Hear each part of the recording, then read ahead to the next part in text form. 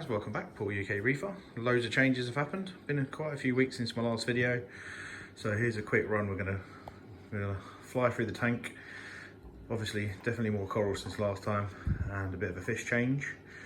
And then we're gonna run through a bit of equipment which I've upgraded and then the test kits I use. So here we go. So as you can probably see from last time, we've got a load more coral in. And we've got some really good growth on the original Sunny D zoas. They're sprouting heads up like God knows what. What you might notice, or you probably won't, is that this clown here is rather more darker than it looked last time, and that's because unfortunately one of the clowns stopped eating over a period of a number of weeks and finally perished, and I'm not sure why. All the other fish were healthy, all the levels and were fine. Just looked like it got sick, so unfortunately we lost one, and I've replaced it with a sort of dark, practically black same species of clown, and they've paired up quite nicely. This is the original one down here, and he's kind of liking the look of that xenia, so hopefully at some point you'll host it. So just flying through, we've got a nice hammer coral there and there. They're really nice. That's a nice colony, that one. They've been absolutely brilliant since I put them in. There's been no issues with them whatsoever. The Duncan is a little bit shrunk up at the minute, but that's eating really well. These zoas are looking a little bit weird. There's a couple of red ones popped up, and I don't know whether that's species or whether they've died. I'm not sure, but they seem quite happy. So I'll take it they're just some random other heads. The Sunny D is still my favourite. It looks great, and there's just heads coming up everywhere. Got a trumpet coral and a little bit of plating Monty, which has been absolutely fine. It's starting to go around the sides now, but it's very, very slow. And then we move on to the harder to grow stuff, and this is where I think we found the limitation of the Red Sea LED light. So there's a barley slimer there, which unfortunately is slow tissue dying off. And I think that's just because of the light, because there's just not enough spread. So if I move the light over and round, you kind of see the spread changing. I just don't think it's strong enough for it. I've got the flow changed so that this power head is pummeling them on a wave every sort of couple of minutes, or sorry, every 20 seconds. And it's just not loving it. So that one's probably gonna go at some point, but I'll leave it and give it every chance. We've got some pink bird's nest, and you might be able to see the bits that are not, that the light isn't covering. I've got a little bit of algae on, and I'm not really growing well, but the rest of it has got some white tips. So I haven't given up hope on that one yet. The xenia at the back's not really growing much, and I think that's just because I've got low nutrients, so we'll get onto that in a bit. And the stylos are all going really nicely. There's not a huge amount of growth, but they're all going well.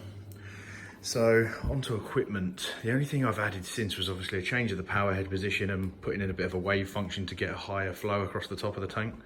But what I have just added, because alk was dropping quite a lot, is a single Kamoa X1 dosing head and some alkalinity. Really easy to set up pump, and I'm just putting in a few mils a day, but rather than doing it by eye and by hand, I'm just pumping in 2 mils at 8 o'clock in the morning, 2 mils at 10 and 1 mil at 11. So that's raising my alkalinity and sort of keeping the tank stable. So other than that, all going really well. The other corals look great, so I'm not too fussed. It's a shame that we can't keep these, but I think eventually the light will need to be upgraded to keep anything more seriously. So that's a bit of investment, and I'm quite happy with the rest of the tank. So maybe we won't do too much SPS. We'll stick to sort of LPS if they're going well. We'll see. I always say that, and then next minute I've ordered a brand new Radeon Gen 5, but I'm trying to hold off for the minute. So levels wise, I've been keeping the tank nitrates at about 2 or 3 parts per million, phosphate about 0.02. But I've been doing that by doing quite rigorous weekly water changes using a 25 litre drum. So in here, that's probably about 40% water change a week, which is obviously way too much. And it sort of caught up with me because my nitrates dropped really, really low and close to 0 last week. Now, obviously I want to avoid that like the plague, because last time that happened, I got dinos in the other tank and it wiped me out. So I've changed from having, I moved to the filter sock originally and just put some of this floss in the top corner, in the top bit, and it kept the water nice and polished, but I think it's keeping it way too clean. So I've removed that for now. We're back to a sock, which will hold a bit of gunk in and keep a bit of nitrate flowing through the tank. And the skimmer's going really, really well. So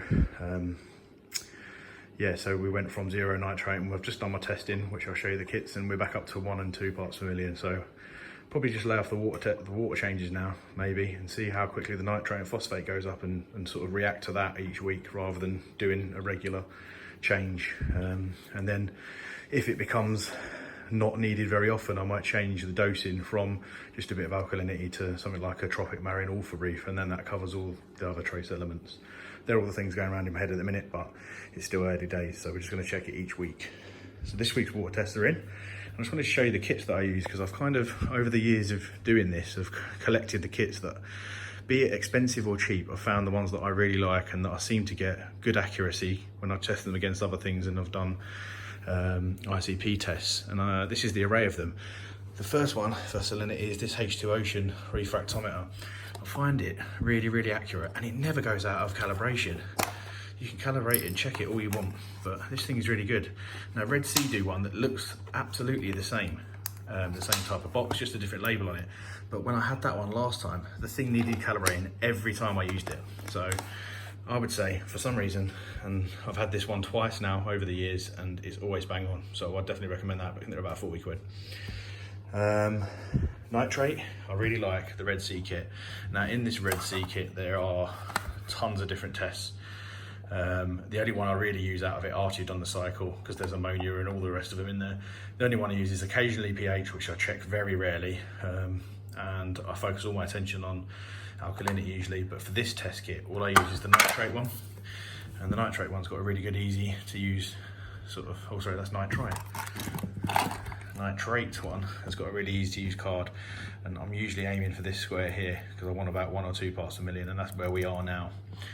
And then for alkalinity and phosphate, these are a little bit more expensive, but these things are great. Alkalinity especially, this thing takes about 30 seconds and it's really, really accurate.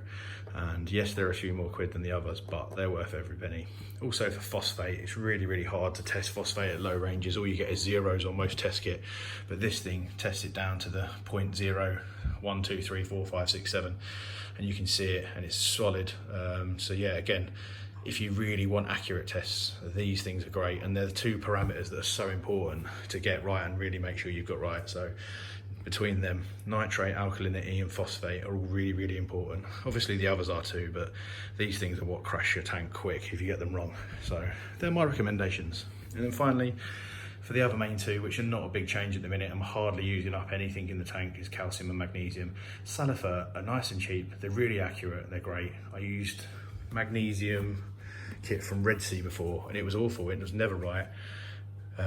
So yeah, so my recommendation are these. They're nice and cheap, and whenever we've tested them, or I've tested them against an ICP test, they've been bang on, so you can't go wrong. So you don't have to spend lots of money on everything, but if you find the right ones, stick to them. So that's how I test it.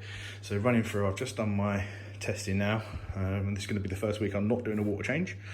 We had salinity of 1.026 or 35 parts per thousand.